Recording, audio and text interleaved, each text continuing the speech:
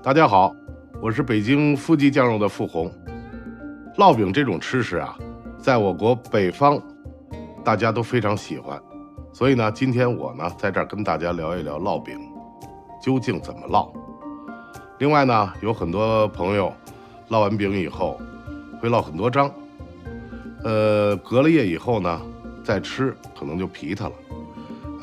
咱们有一种方法呢，就是炒饼，所以今天呢，我连烙带炒，给大家一个演示吧。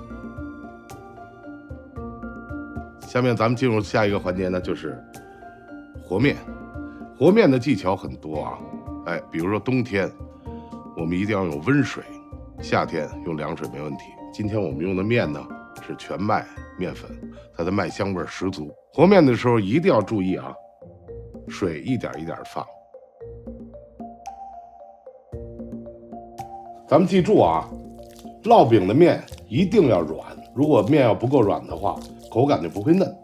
因为它跟面条不一样，面条是需要的是硬筋道。基本上今天我用的是1斤半的面加上2升的水，这种比例烙出来的饼啊，非常的松软。和好了以后呢，我现在用一块湿的屉布给它盖上，保证它的湿度，然后醒发25到30分钟，一会儿咱们就可以烙饼了。好了，这个面已经醒发好了，咱们先把这个薄面呀撒在这个案板上。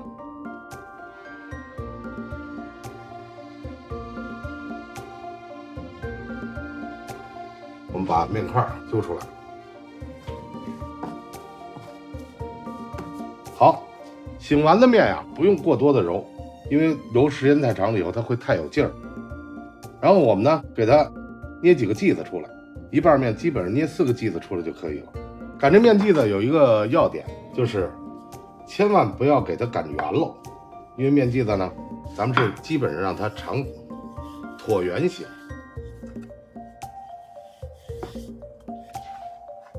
抻一抻，这时候呢，咱们在上面稍微的加一点盐，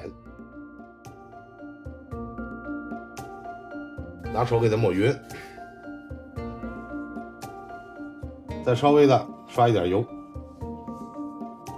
这是为了让里边呢一会儿在卷的时候能出很多的层次。这时候啊，我们在一边慢慢的给它卷起来，两边封口，这一定要封住了，然后竖着给它压一下，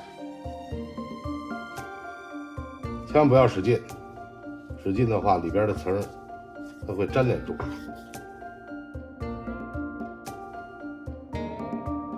现在咱们开火，刷一点花生油。在家的时候啊，咱们用那个电饼铛就可以了。如果要没有电饼铛或者是卡斯炉这种情况，火呢可以稍微大一点。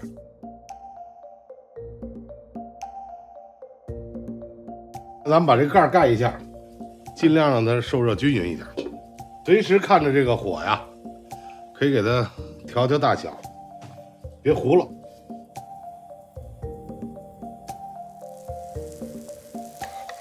行了，这面基本上是金黄了，咱们再到这边，因为它中间有层，会逐步的有一些气泡，就鼓起来。这时候就说明这个饼心呢已经熟了。两边给它烙到金黄色焦脆，这个饼就烙成了。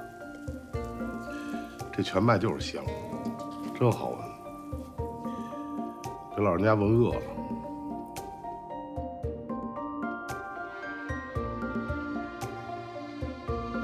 好，现在我们开始炒饼的过程。今天我们炒素饼，有洋白菜、鸡蛋为主要材料。切饼丝的时候啊，基本上这张饼给它分3节就可以了，尽量切的稍微细一点。实际上咱们炒饼啊，跟炒饭一样，越是隔夜的饼啊，你别看它皮它，炒出来更香。下面咱们处理洋白菜，今天我们选的洋白菜啊，跟咱们北方有好多地方洋白菜都不一样，这是扁的，实际上还有很圆的那种发绿的洋白菜。炒饼啊，基本上都用洋白菜。这个大白菜呢，大白菜水会比较多啊。另外用豆芽扁豆都可以炒饼。好，咱们现在打鸡蛋。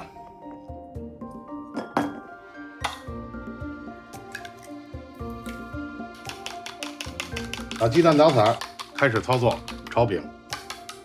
今天咱们这炒饼啊，最大的特点是什么呀？咱们分样炒，这个火候讲究，这是比较重要的。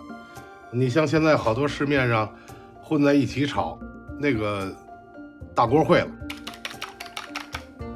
炒鸡蛋的时候啊，油锅呢不一定过热，那咱们拿筷子。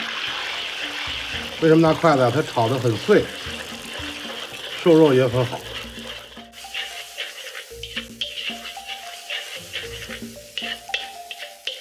炒完鸡蛋的锅呀，也不用刮，搁点葱姜，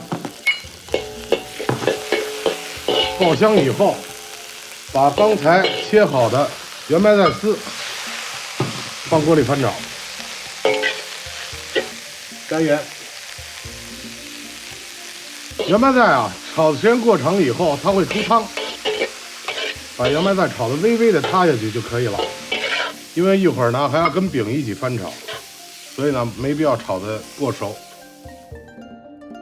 好，现在开始炒饼，这个稍微多倒一点油没关系啊。把姜末、葱末，关键是蒜末，对这个底味儿爆香很重要。蒜香已经出来了，咱们把这个饼丝倒进去，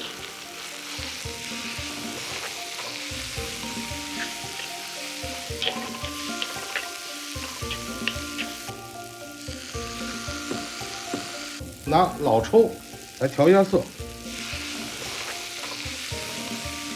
咱们拿筷子跟铲子配合的炒一下，这样会很方便。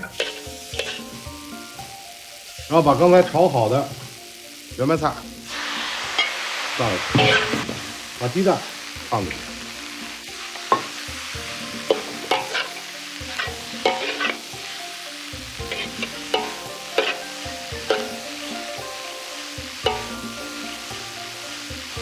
关键的一步来了，最后咱们得把剩下的蒜末给倒下去，最后再倒炝一下，让炒饼充满蒜香。好，这道炒饼就完成了。这个饼啊，集蒜香、饼香、菜香于一体，口感脆香，非常好吃。